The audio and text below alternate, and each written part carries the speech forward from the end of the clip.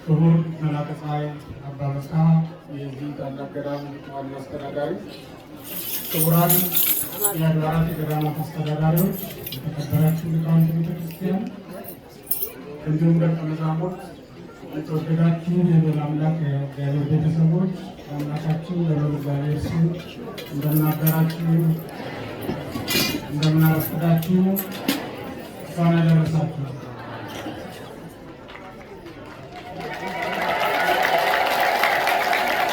አሜን። ከሰማይ ሰማያት የወረደ ከድንግል ማርያም የተወለደ በሥጋ ተወልዶ የተገለጠልን በመንፈስ የወለደን በሃይማኖት ያከበረን በልጅነት የባህሪ ክብሩን በጸጋ ያወረሰን ያሳተፈን አምላካችን መድኃኒታችን ኢየሱስ ክርስቶስ ከባህሪ አባቱ ከአብ ከባህሪ ሕይወቱ ከመንፈስ ቅዱስ ጋር ክብርና ምስጋና ከዘላለም እስከ ዘላለም ድረስ ለእርሱ ይሆንልን። የእግዚአብሔርን ማዳን ታያላችሁ በሚል ርዕስ የዛሬውን ትምህርት እንጀምራለን። በኦሪት ዘጸአት ምዕራፍ 14 ላይ የሚገኝ ኃይለ ቃል ነው ያነሳሁላችሁ። ዛሬ እግዚአብሔር ለሕዝቡ ያደረጋትን ቸርነቱን በአሕዛብና በክፎችም ላይ ፈርዶ ያመጣትን ቅጣቱን የምንመለከትበት ዕለት ነው። ይህንን በዓል ዛሬ ስናከብር የተወደዳችሁ የእግዚአብሔር ቤተሰቦች እግዚአብሔር ይፈርዳል የሚለውንም እናያለን፣ እግዚአብሔር ያድናል የሚለውንም ነገር እንመለከታለን። እግዚአብሔር ጽድቅ፣ ፍትሕ፣ ርትዕ የሚባሉ ነገሮች አሉት። እነዚህ የእግዚአብሔር ባህሪ መገለጫዎች ናቸው። ፍርዱ ክፎችን ታጠፋለች፣ ደጋጎችን ደግሞ ታድናለች። ቸርነቱ የሰው ልጅ በጠቅላላው ፍጥረትን በጠቅላላ መግባት አኖራለች። እግዚአብሔር ይህን ዓለም ሲሰራው ጀምሮ ቸርነቱ ነው ይህንን ዓለም ወደ መኖር ካለመኖር ወደ መኖር ያመጣው። በኋላም ካለመኖር ወደ መኖር ከመኖር ወደ አለመኖር በሚያልፍበት ጊዜ ለሰው ልጅ ገነትን መንግስተ ሰማያትን የሚያወርሰው የእግዚአብሔር ቸርነቱ ነው እንጂ የሰው ልጅ በስራው የሚያገኘው ምንም ነገር የለም። የሰው ልጅ በስራው መንግስተ ሰማያትን ቀርቶ ይህንንም ዓለም ማግኘት አይቻለውም። ምክንያቱም ይህም ዓለም በጉልበታችን በሀብታችን በጥበባችን እንግዛው ብንል ልንገዛው ማለትን ከእግዚአብሔር የተቀበልነው ውድ ስጦታችን ስለሆነ እንኳን ያኛውን ዓለም ይሄኛውን ዓለም በስራችን ማግኘት አይቻለንም ለኛ ለሰው ልጆች። ነገር ግን ቸርነቱ ሁላችንንም ርስቱን መንግስቱን ወርሰን እንድንኖር ታደርገናለች ማለት ነው። ያቺ ቸርነቱ የረዳቻቸው እስራኤል ዛሬ ባህር ከፍለው መሻገራቸውን ሁላችንም እናውቃለን። ከዚያ በፊት እንደው እግዚአብሔር ለዚያ መዓት ለዚያ መከራ አሳልፎ የሰጣቸው ለምንድን ነው የሚለው ነገር ላይ ጥቂት መናገር እፈልጋለሁ። እስራኤል እንደሚታወቀው በኦሪት ዘፍጥረት ምዕራፍ 45 ላይ ስንመለከት በተለይ ቁጥር 19 ጀምራችሁ ስትመለከቱ እስራኤል ከሀገራቸው ወደ ግብፅ ሲገቡ እንዲሁ ዝም ብለው የገቡ ተራ ስደተኞች አልነበሩት። በክብር እልል ተብሎላቸው አገር ተቀብሏቸው ንጉሥ ፈቅዶላቸው የገቡ ሰዎች ናቸው። እንዲያውም በእግራቸው ለምን ይደክማሉ ተብሎ ሰረገላ ከግብፅ ንጉሥ ተልኮላቸው ተዘጋጅቶላቸው በፈረስ በሰረገላ ተጭነው የመጡ ሰዎች ናቸው እንጂ እንዲሁ ዝም ብለው የመጡ አልነበሩም። በወቅቱ የነበረው ንጉሥ ፈርዖን ከአንዱ ከዮሴፍ ሕዝቡን የሚያድንበትን ጥበብ አግኝቷል። ከእስረኛው ከዮሴፍ ያገኛት ጥበብ ፈርዖን ግብፅን በረሃብ እንዳትፈታ ለማድረግ የቻለበት ትልቅ ጥበብ ነበር ያገኘው። ከአንዱ ከዮሴፍ ይህንን ሁሉ ካገኘው ከነዚያ ሁሉ ዘመዶቹ ወገኖቹ ብዙ ጥበብ ላገኝባቸው ይችላል ብሎ ስላሰበ በፈረስ በሰረገላ ነበር ጭኖ ያመጣቸው። እየቆየ ሲሄድ ነው ሁሉም አለቁና ዮሴፍም ሲሞት ፈርዖንን በዙፋን ላይ የነበረው ፈርዖን ሲሞት እስራኤል የቀደመ ኑሯቸውን ቀጠሉ። ወደ ሀገራችን እንመለስም አላሉ። የሄዱት ለ5 ዓመት ነበር። 2 የረሃብ ዓመት አልፏል፣ 5 የረሃብ ዓመት ይቀራል ተብለው ነበር የሄዱት። 5 ዓመት ካለፈ በኋላም ተመቻቸው። ጌሤም የምትባል ምድር ላይ ከተማ ሰርተው በዚያው መኖር ሲጀምሩ እግዚአብሔርን እየረሱ የአባቶቻቸውን ቃል ኪዳን እየዘነጉ መጡ። ሰይጣን የሚፈራው ነገር አለ። እግዚአብሔር በገባው ቃል መሰረት ከአዳም ጋር ከነዚህ ሰዎች በሚወለድ ወንድ ልጅ ድል እንደሚነሳው ያውቃል። መብዛታቸውን አልወደደም ሰይጣን። እዚያው ግልጽ ለግልጽ ሲንከራተቱ ሲልከሰከሱ መቅረታቸውን ግን ይፈልገው ነበር። ስለዚህ ግብፃውያን ምን ብለው አሰቡ? በሰይጣን ምክር ተታለው ከእስራኤል የሚወለድ ወንድ ሁሉ እንዲሞት እንዲገደል አቀፍተ መወለዳን ሾሙ። አዋላጆችን ሹሞ ግብፃዊት ሴት ለመውለድ ስትንበረከክ ይቀርባሉ። የወለደችው ወንድ ከሆነ አንቀው ይገላሉ። ይሄ ትእዛዝ ከንጉሥ ተላልፎላቸው ነበር። የሚገርመው ነገር ከዚያ በፊትም ከዚያ በኋላም እንዲህ አይነት ትእዛዝ ያስተላለፈ መንግስት የለም። በግብፅ ግን አንድ ጊዜ ተደርጓል። ይሄ የሆነበት ምክንያት ምንድነው? እስራኤል ያልተሰጣቸው ምድር ላይ መኖር ጀምረው ስለነበር የነሱ ሀገር በቃል ኪዳን ለአባቶቻቸው ለአብርሃምና ለዘሩ የተሰጠች የተስፋ ምድር ናት። አብርሃምን እግዚአብሔር ሲጠራው ኦሪት ዘፍጥረት ምዕራፍ 12 ቁጥር 1 ላይ ወተትና ማር የምታፈስ ምድር እንደሚሰጠው ቃል ገብቶ ነው የጠራው። ያቺ ምድር ለዘሩ ሁሉ የተሰጠች እንደሆነች ኦሪት ዘፍጥረት ምዕራፍ 15 ላይ ስንመለከት እግዚአብሔር አሳይቶታል። እግዚአብሔር ባርኮ የሰጣቸው ምድር እያለ እነሱ ግን ሆዳችን ሙላ ደረታችን ይቅና ብለው በሰው ሀገር ሄደው ቀሩ ማለት ነው። ክብራቸው በሀገራቸው ነበር የነበረው። ክብራቸው የአባቶቻቸውን ቃል ኪዳን ቢጠብቁ ነበር። ግን ያንን ረሱና በዚያ ሲኖሩ እግዚአብሔር ተዋቸው። በረድኤት ሲለያቸው ተመልከቱት። ወልደው ማሳደግ ወልደው ማቀፍ የማይችሉ ሆኑ።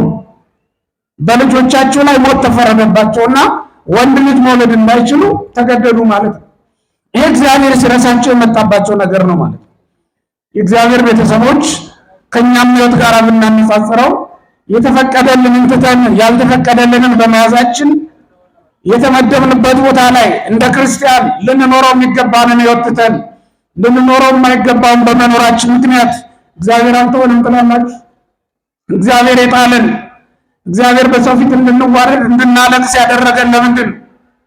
እግዚአብሔር ሞገስ ሆኖ አባቶቻችንን ይረዳቸው እንዳልነበረ እግዚአብሔር ሞገስ ሆኖ በወጡበት በገቡበት ሁሉ ስራ ይሰራላቸው ነገራቸውን ያከናውንላቸው እንዳልነበር ዛሬ ለምን ተወን ያልን እንደሆነ ያልተሰጠን ቦታ ላይ እየኖርን ነው ማለት ነው።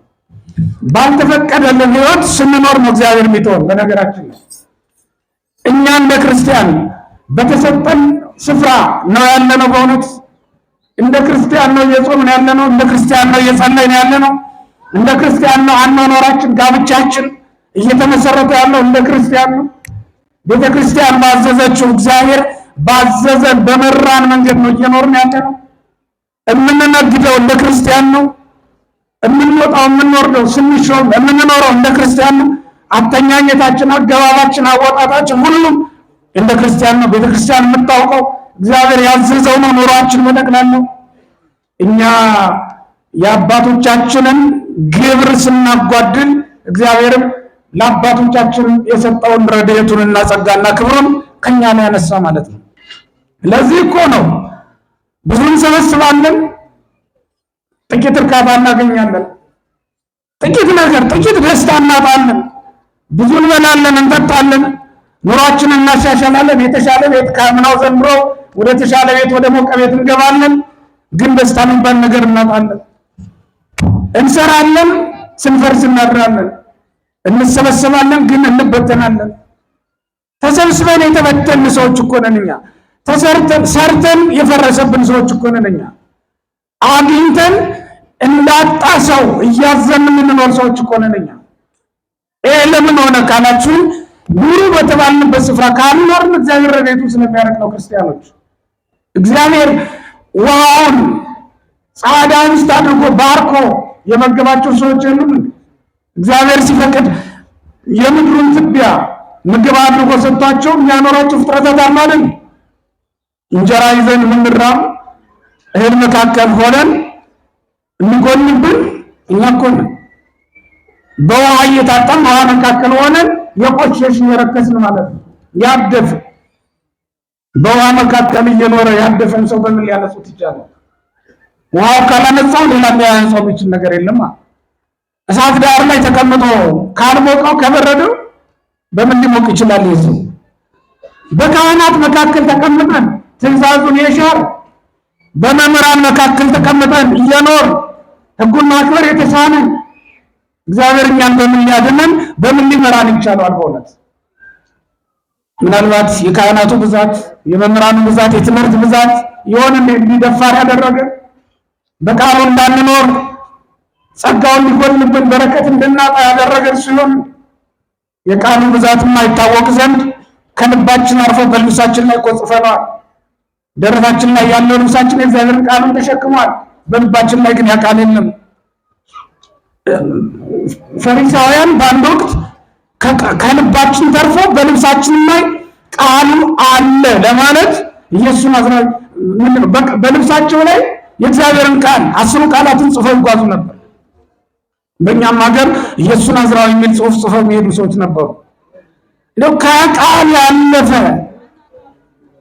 አልሆን ያለው ለምንድን ነው? ክርስትናችን በኑሮ መገለጥ ያልቻለው በመኖር ልንገልጠው ያልቻልነው እርስ በርሳችን በመዋደድ በመከባበር ትልቁን በማክበር ትንሹ ለትልቁ በመታዘዝ የእግዚአብሔርን ቃል ትእዛዙን መግለጥ እስካልቻለን ድረስ እግዚአብሔር በረድኤት እንዴት ከኛ ጋር ሊኖር ይችላል? እግዚአብሔር እኮ የሚኖረው ክርስቲያኖች የተቀደሰ ሕይወት ካለው ሕዝብ ጋር ነው።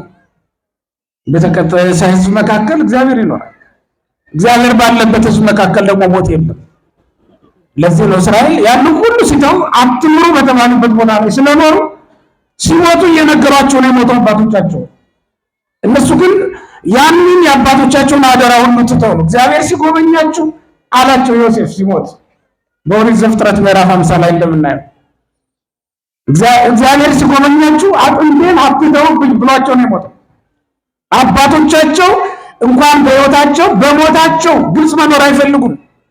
እነሱ ግን ሆዳቸው በሞላበት ስፍራ ላይ ነው መኖር የሚፈልጉት። በዚህ ዘመን ሆድ የሞላውን ስራ ነው። ለሰው ተሳልሞም እኮ ገንዘብ ማግኘት ይቻላል። በዚህ ዘመን ራቁትን ሆኖ ደንሶም ገንዘብ ማግኘት ይቻላል። ግን ሆድ የሞላውን ስራ ነው እንደ ክርስቲያኖች ገንዘብ ማስገኘት የቻለውን ስራ ነው ለክርስቲያን አይደለም። ክርስትናን የማይጻረር ስራ ነው። አንድ ክርስቲያን እግዚአብሔርን የሚያሳዝን ስራ ሰርቶ ገንዘብ ማግኘት በረከት ሳይሆን መርገም ነው። እስራኤል በአንድ ወቅት ለመኑ እግዚአብሔርን፣ ስጋ ማረን አብላን አሉት። አመፀኞች ስለነበሩ እግዚአብሔር ስላስመረሩት በምድረ በዳ እንጀራ ሰጣቸው፣ ስጋም ጨመረላቸው። ተትረፈረፈ ስጋው፣ ግን ማን ይብላው? ምክንያቱም እየበሉት ያሉ ሰዎች ወዲያው ይሞታሉ። መርዝ ሆነባቸው ከሰማይ የወረደው መና። እግዚአብሔር ሲለየው እንደዚያ ነው የሚሆነው። የምንመገበው ምግብ ሳይቀር የሾምናቸው ሰዎች እኮ ናቸው አልታመንም ያለው አይደል? ያመናቸው ወዳጆቻችን አምነን ገንዘብ የሰጠናቸው ሰዎች ናቸው እኮ አይደል? ገንዘባችን የበሉት የሾምነው ካላዳነን፣ ያስተማርነው ካላስተማረን፣ አገር ካልቀየረን ይሄ ችግር አለ ማለት ነው። እግዚአብሔር ተለይቶናል ማለት ነው። እውቀት ብቻውን አገር አያድንማ። የእግዚአብሔር ረድኤት ያስፈልጋል። ኃያላን በጉልበታቸው ምሁራን በእውቀታቸው ብቻ አገር ሊያድኑ ስለማይቻላቸው እግዚአብሔር በረድኤቱ ካልተጨመረበት በቀር እግዚአብሔርና በረድኤት ሲጨመር እኮ ሙሴ ድልድይ መስራት አላስፈልገውም። 20-30 ዓመት ሊፈጅበት ይችል ነበር ድልድይ ቢሰራ። ያው እንደዚህ ዘመን ቴክኖሎጂ እንደበዛበት ዘመን አይደለም። ያ እንደዛ በማይቻልበት ዘመን በቀጭኑ በትር በቀጭን ዘንግ ህዝቡን አሻገረ። የማን ረድኤት ስለነበረ? የእግዚአብሔር ረድኤት ከሱ ጋር ስለነበረ። እዚህ ጣና ስትሄዱ፣ ዘጌ ስትሄዱ፣ አቡነ በትረ ማርያም በበትራቸው አይደል ጣናን የተሻገሩት? በምን መጣ አባ? ታንኳ የለም አሏቸው። በዘንግ ያሉ ዘጌ የተባለ ብለው ነግረውናል ባለ ታሪኮች። እግዚአብሔር ረድኤቱን ሲጨምርበት ዘንግም ድልድይ ይሆናል። እግዚአብሔር ረድኤቱን ካልጨመረበት ግን ድልድይን ያሰጥማል። በድልድይ እየሄዱ የሰጠሙ አሉ አይደል? እነ መክስሚያኖስ ድልድይ ተሰብሮ እኮ ነው ያለቁት።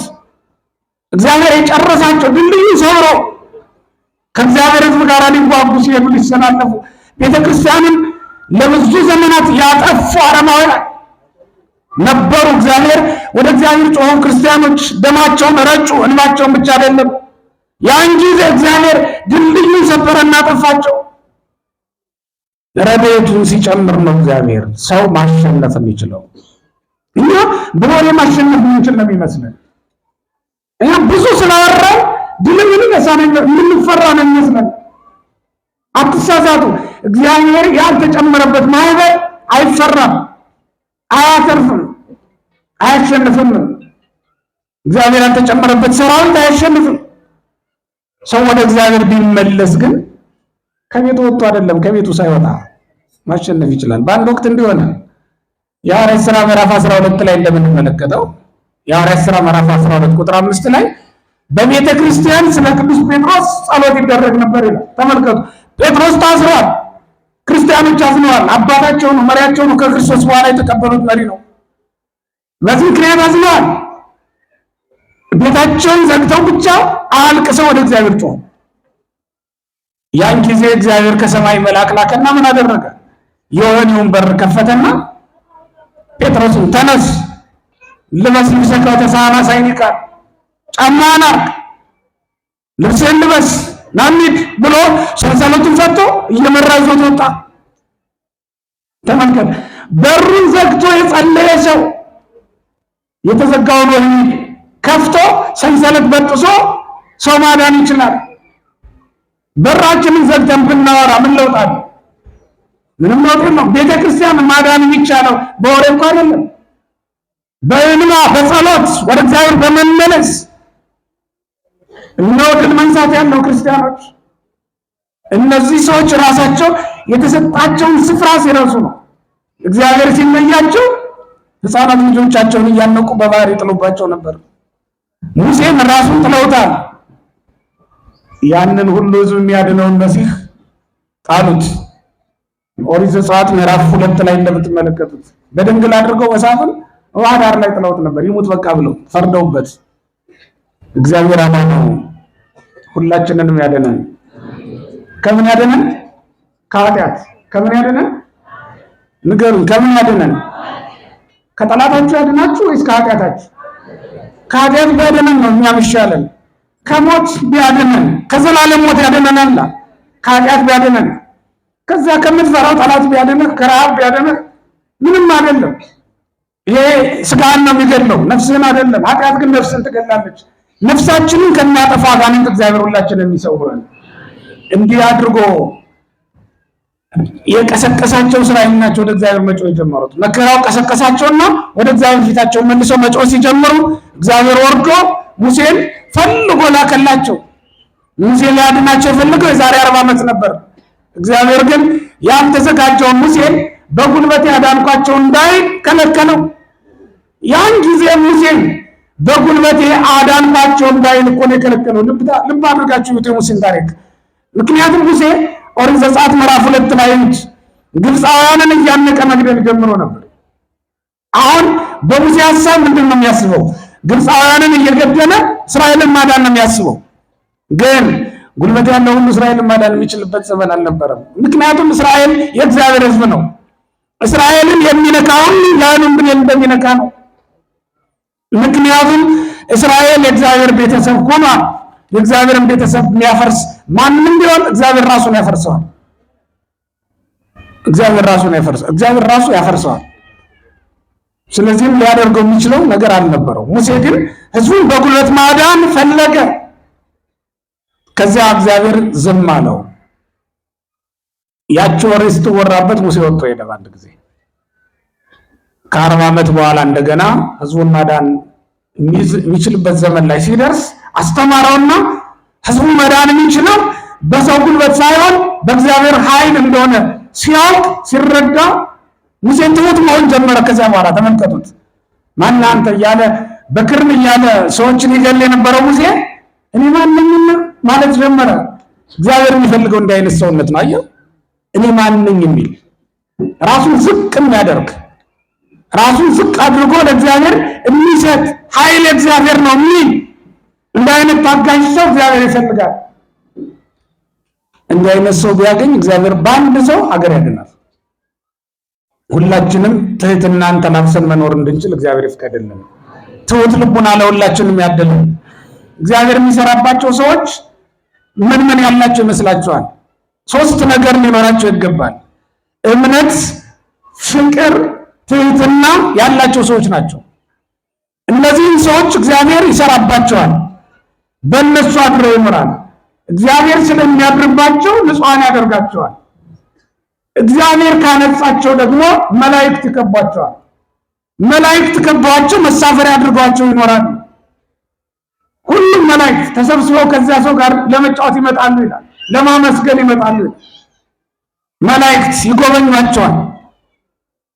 እኛ ግን መሰረታዊ ከእግዚአብሔር ጋር የሚያገናኘውን ነገር እንረሳዋለን። ትህትናችን ወዴት አለ? ቢነኩን ያሻፈረን የምንል አይደለም። እኛ እኮ ሲሰድቡን የምንማታ ሲመቱን የምንገድል ሰዎች እኮ ነን። የተሻለውን በቀል የምናደርግ አንድ ስድብ ከሰደበው ራሱን ከሰደበው አባቱን ጨምሮ ይሰድበዋል። እያሳደገ ጥፍ እያደረገ ነው የሚሄደው። እንዲህ ነው ክርስትና። እንደዚያ እኮ አይደለም። በትህትና በቅድስና በንጽህና ሆኖ ነው እግዚአብሔር ማደሪያ መሆን የሚቻለው። ሙሴን ትሁት ሲሆን ነው እግዚአብሔር ያደረ መረጠው፣ ጠራው። ከዚያ በኋላ እንዲህ ሊልም ከዚያ በኋላ አይ ሂድ ትሄዳለህ። ሙሴ እንዲህ ብሎ ነበር፣ ሌላ ሰው ፈልግ እግዚአብሔር ሆይ። ዘጸአት 3ና ዘጸአት 4 አንብቡትማ እናንተ ብትሆኑ ምን እንደምትሉ። በእግዚአብሔር ፋንታ አንድ ሰው ቢሆን አሁን እዚህ መካከል ሙሴን እንዴት ሊቆጣው እንደሚችል አታስቡት። ምክንያቱም ሙሴ መልሶ ምን አርሶ ነው ያለው? ሰው ተጨመረለት። አሁን የሚሆኑ አንደበት መናገር አይችልም አለው። ጆሮን የፈጠረ ማን ነው? አንደበትንስ የፈጠረ ማን ነው? እኔ አይደለሁም? ምን ሂዳ ነው። በዲዳው አንደበትም ቢሆን ታሸንፋለህ ማለት ነው። ያንንም ሆኖ ግን ሙሴ አልሰማም፣ አልተቀበለም። እግዚአብሔር ግን አልተወውም። ትሑታንን እግዚአብሔር ከየትም ፈልጎ ያመጣቸዋል፣ እቡያንን ደግሞ ያዋርዳቸዋል። በትዕቢተኛ ሰው እግዚአብሔር ስራ ይሰራል፣ በትሑታን ነው የሚሰራው። ለዚህ ነው ሙሴን መርጦ ያመጣው። ተልኮ ሄዶ ነው እንግዲህ በግብፅ ያ ሁሉ መቅሰፍት እንዲወርድ የተደረገው። 10 መቅሰፍት ከኦሪት ዘጸአት ምዕራፍ 7 ጀምራችሁ ትመለከቱ እስከ ምዕራፍ 12 ድረስ 10 መቅሰፍቶች ተዘርዝረው ታገኟቸዋላችሁ። በእነዚያ ሁሉ እግዚአብሔር ግብፅን መታት፣ ግብፅ ግን አልሰማችው። እንዲያውም አና አከብድ ልቦ ለፈርዖን ይላል። እኔ የፈርዖንን ልብ አጸናለሁ፣ አደነድነዋለሁ፣ ከመሐሪ ኃይሌ በላይ ይሆናል። በሱ ላይ ታምራቴን እገልጥ ዘንድ ኃይሌን አሳይ ዘንድ በፈርዖን ላይ ልቡን አጸናለሁ። እግዚአብሔርማ ካጸናው ልቡን ምን ያድርግ ትሉኝ እንደሆነ እግዚአብሔርስ የማንንም ልብ አያጸናም። እግዚአብሔር የማንንም ልብ አያከብድም። ፈቃድ የሚባል ነገር አለ። የሰው ልጅ ነፃ ፈቃድ ተሰጥቶታል። እግዚአብሔር ከሰጠው ስጦታዎች ሁሉ አንዱ እሱ ትልቁ ነፃ ፈቃዱን ተጠቅሞ ስራ እንዲሰራ ይፈልጋል። እግዚአብሔር የሰራውን ስራ አይቶ ነው እግዚአብሔር በረድኤት የሚያድርበትም የሚለየውም የሚሰራውን ስራ ተመልክቶ ነው። ነፃ ፈቃድ ግን የሁሉም ሰው ተሰጥቶታል። ለፈርዖንም አልተከለከለችበትም። ያችን አይነሳውም እግዚአብሔር። አስገድዶ ማንንም አያጸድቅም። እግዚአብሔር ይመክራል፣ ያስተምራል እንጂ። ስለዚህም አና አከብድ ልቦ ለፈርዖን በረድኤት ስለሚለየው እግዚአብሔር ካልተለየው ማንም ሰው ክፉ ነው። ደግ ሰው ያለ እንዳይመስላችሁ። እግዚአብሔር ሲለየው ልቡ ይደነድናል፣ ልቡ ይጸናል። ለማንም ርኅሩህ ሊሆን አይችልም። አይታችሁ የለም እንዴ? ሚስቱን ሲገላት ሚስቱን የሚገል እኮ ባላል ባሏን የምትገል ሴት አለች አይደል? መርዝ ሰጣ በጉልበት ባያምላት አለ እኮ። ይሄ የሚሆነው ለምንድን ነው? ሲያገባት እቅፍ አበባ ሰጥቶ እኮ ነበር ያገባት። አበባዬ ብሎ ካገባት በኋላ ምን ለወጠው? እግዚአብሔር ሲለየው ጨካኝ ያደርገዋል ሰይጣን ያድርበትና። ከዚያ በኋላ ማንንም ቢሆን አይምርም፣ ለማንም አይራራም፣ ጨካኝ ይሆናል ማለት ነው። እግዚአብሔር ያደረበት ሰው ነው ለሰው የሚራራው። ፈርዖንን እግዚአብሔር ተለይቶት ስለነበር ልቡን አጸናለሁ አደነድናለሁ። የደነደነ ልቡ መቅሰፍት ደግሞ ደጋግሞ እንዲጎበኘው አደረገ። ልባችን ከደነደነ እኮ ወገኖች እግዚአብሔር በሰማይም በምድርም መቅሰፍት ያመጣል። በቀን ፀሐይን ያጨልማል፣ ጨረቃን ብርሃኗ እንዳትሰጥ ያደርጋል፣ ዝናብ ይከለክላል፣ ምድር እንዳታበቅል ያደርጋል። ወይም እግዚአብሔር ፀሐዩን እንዲያቃጥል ያደርገዋል፣ ነፋሱንም እንዲወዘውዝ እንዲጥል ፍሬ እንዲያራግፍ ያደርገዋል። ነፋስ በባህሪው የተፈጠረው ለሰው ልጆች ምግብ ሊሆን ቁመታችንን ሊያሳድግ ነበር። እጽዋትም የሚያብቡት የሚያፈሩት ከነፋስ የተነሳ ነበር። እስመ ነፋስ ያገዝፎ ለፍሬ መነኮሳቱ በመጽሐፋቸው ነፋስ እጽዋት እንዲያብቡ እንዲያፈሩ ያደርግ። ነፋስ ከሌለ እጽዋት አያብቡ የማያፈሩ። ይሄ ነበር ስራው። ውሆችን ሕይወት እንዲኖራቸው ያደርጋል። ነፋስ ከሌለ ውሃውም አይጠጣም፣ ይሞታል። የነፋስ ስራው የነበር። እግዚአብሔር ሲቆጣ ግን ለመቅሰፍት ያደርገውና ሕንፃ ይነዳል፣ አገር ያፈርሳል። ለመቅሰፍት በሽታ ያመጣል። በአንድ ጊዜ ሀገር የሚወርድ በሽታ ሊሆን ይችላል፣ ነፋሱ ተለውጦ። ይሄ እግዚአብሔር ሲቆጣ ነው። እግዚአብሔር ደግሞ የሚቆጣውና ስነ ፍጥረትን ምግብነቱ ቀርቶ መቅሰፍት እንደሆነ የሚያደርገው የሰውን ልቡ ሲደነድን። አልደነደንም እንደ ልባችን ለሚሞቱ ወገኖቻችን እናለቅሳለን። የማይወጣናል ሬሳ አንስተን ፎቶ የምንለቅ ሰዎች፣ በግ እንዳረደ ጎረምሳ ሰው እያረደ ፎቶ የሚነሳ ሰው ልባችንማ ደንድኗል። እንዴት አልደነደንም ትሉኛላችሁ? በጎዳና የወደቁ ወገኖቻችንን ሰው አየኝ አላየኝ ብሎ የለበሱትን ገፎ የሚሄድ ሰው አናለም? ልባችንማ ደንድኗል። ወንድሙን የገደለ ስንት አናለም? ሰው እንደ በግ ሰርቆ ወስዶ አፍኖ ብር አምጣና ልልቀቀኝ ልባችንማ ደንድኗል። ወገኖች አልደነደንም እንድትሉኛላችሁ? ቤተ እግዚአብሔር መተን እምንሰርቅ ከታቦቱ ፊት ቆመን ጸሎት አድርገን የትኛውን እግዚአብሔርን ይቅርታ ልንጠይቀው ነው ወገኖች? ቤተ እግዚአብሔርን መተን ከመተን የትኛውን ይቅርታ የምናገኘው? ሰው ሐኪም ቤትም ሲሄድ ከታመመ የት ሄዶ ሊታከም ይችላል? ሐኪሙም ተጎዳው በሽታ ከሆነበት ማን ሊያድነው ነው? እግዚአብሔር ካላዳነን ማን ያድነናል? ቤተ ክርስቲያን መተን ካልተፈወስን፣ ስርየት ካልለመን ካላገኘን የት ሄደን ስርየት እናገኛለን? የሆነው እየሆነ ያለው ይሄ ነው። ልባችንም አደንድኗል። ይሄው ፍቅር ከጠፋ ስንት ጊዜው። ባል ሚስቱን ይወዳል፣ ሚስቱን ያምናል። ሚስት ለባሏ ትታዘዛለች፣ ትገዛለች፣ ጌታዬ ትለዋለች። እሱስ እህቴ አካሌ ይላታል፣ እንደ አካሉ ይመለከታታል። ሲያማት ሲጨንቃት ለራሱ አድርጎ ይመለከታል። ልባችንም አደንድኗል። በልጆቻችን የምንቀልድ ልባችን ቢደነድን አይደል እንዴ? ራቆታችንን መሄድ ደረጃ አይደረስ ልባችን ቢደነድን አይደል? የሰው ልብ ሲደነድን እግዚአብሔርም ስነ ፍጥረትን መቅሰፍት ያደርጋቸዋል ማለት ነው። ለመቅሰፍት ይልካቸዋል። እና እስራኤል በዛ ወቅት አንዱ ችግሩ የደነደነ ንጉሥ ሲገዛቸው ስለነበር ልቡ የደነደነ ሰው ነው። እና በእስራኤል ላይ በመከራ ላይ መከራ ነው የጨመረበት። እንደውም ጡብ መርገጡ ይቅርና ገለባን ለቅማቸው አምጡ ተባለ። ድሮ ያመጡላቸው ነበር። ይሄ ሁሉ መከራ ሲጸናባቸው እስራኤል ጨርሰው አለቀሱ። እንግዲህ ተመልከቱ እንዴት አድርገው እንደተቀበሏቸው ሲመጡ ታውቃላችሁ። በሰረገላ ነበር ያመጧቸው ከሀገራቸው ሄደው። ዛሬ ግን ጡብ አስረገጧቸው። ያም አልበቃ ብሎ በእንባችሁ በደማችሁ አብኩልን አሏቸው። ውሃ ቢጠፋ በደማቸው ጭቃ ቦኩበት፣ በእንባቸው ጭቃ አስቦኳቸው። እስራኤልን ሁሉ መከራ ነው የተቀበለው። የጭቃው መካከል ላይ እያሉ በቀስት እየወጉ ይገሏቸው ነበር። ጭቃ እየረገጡ እያሉ እንደ በሬ የሚያበራይ በሬ ታውቃላችሁ? እንደሚያበራይ በሬ እየተከተሉ በጅራፍ ይገርፏቸው ነበር። ያ ሁሉ መከራ ነው እንግዲህ ተደራርቦ እስራኤልን ባህር ከሰንጥቆ እንዲሻገር ያደረገው።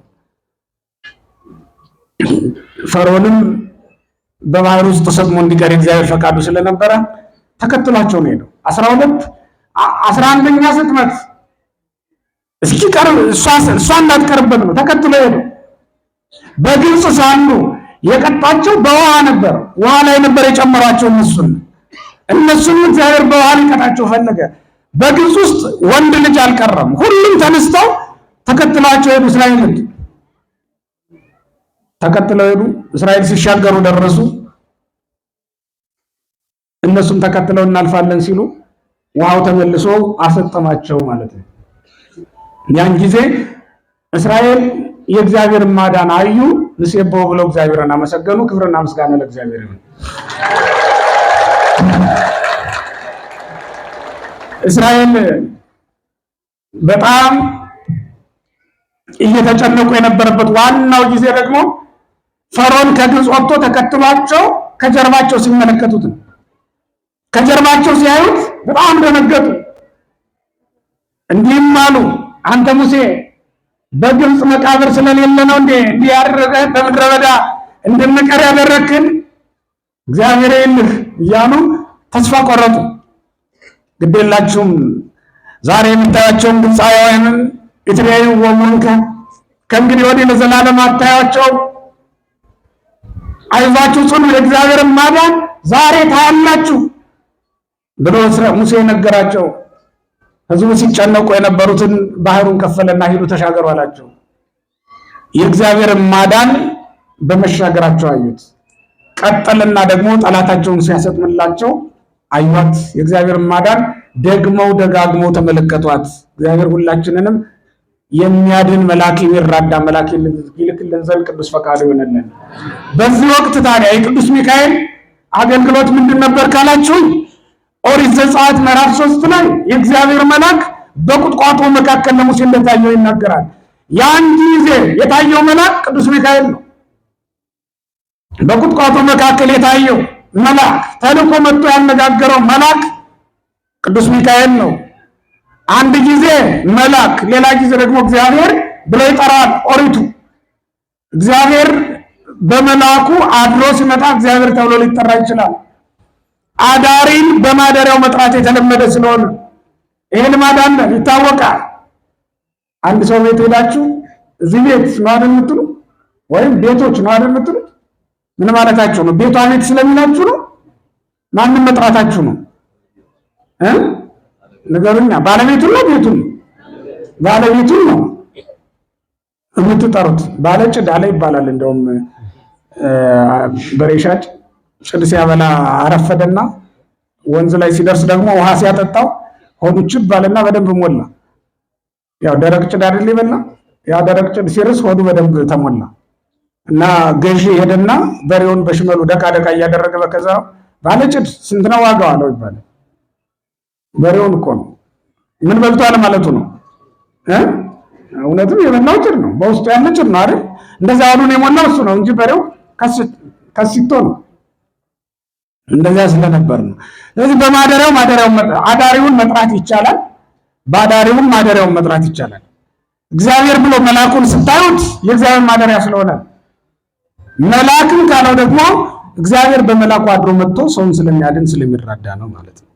ባዳሪው ማደሪያውን በማደሪያው በስመ አዳሪ ይሴዋ ማኅደር እንዴት በዚህ መንገድ ተገልጧል። በነገር ሁሉ የረዳው ሙሴን ወደ ግብፅ ሲሄድም አብሮት የሄደ ቅዱስ ሚካኤል ነው። ሙሴ ከምድያም አሮን ከሴኬም ነው የመጡት። ሁለቱም በግብፅ ይወለዱ እንጂ በግብፅ አላደጉም። ለምን? እግዚአብሔር ግብፃዊነትን ተለማምደው እንዳያድጉ ይልቁንም በሌላ ቦታ ለዚህ ዓላማ እየተዘጋጁ እንዲቆዩ ዓላማ ነበረው።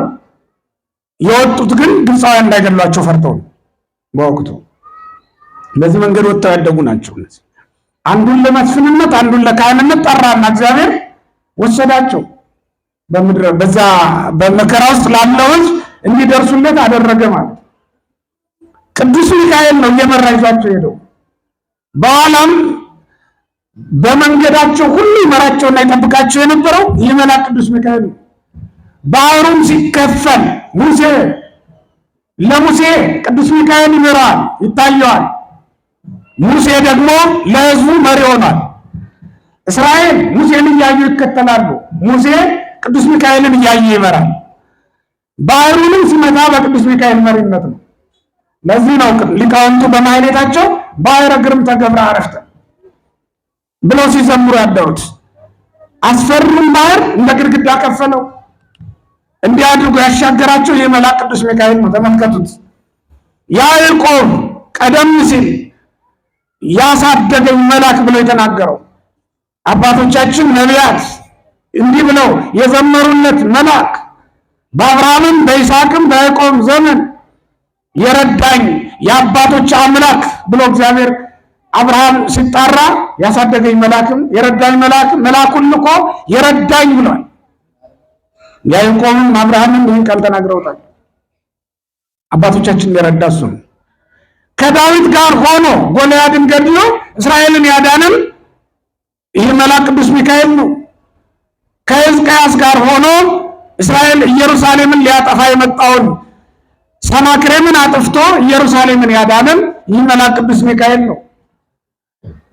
ከጸጋ ዘአብ ጋር ሆኖ በሌላ በኩል ደግሞ ከእግዚአብሔር ጋር ሆኖ እግዚአብሔርን አሕዛብ እንዳያሳድፋት ጸጋ ዘአብንም እንዳይማርኩት የቤተ መቅደሱ አገልግሎት እንዳይታጎል አድርጎ የረዳ የጠበቀ ይህ መልአክ ቅዱስ ሚካኤል ነው። በኋላም እና አቡነ አረጋዊ ወደ ደብረ ዳሞ ሲወጡ ዘንዶ ጨብጠው ነው የወጡት። ዘንዶውን ያገረመላቸው ይህ መልአክ ቅዱስ ሚካኤል ነው። በምድረ በዳ የሚኖሩ መናንያንን ሁሉ የሚራዳ መልአክ ይህ መልአክ ቅዱስ ሚካኤል ነው።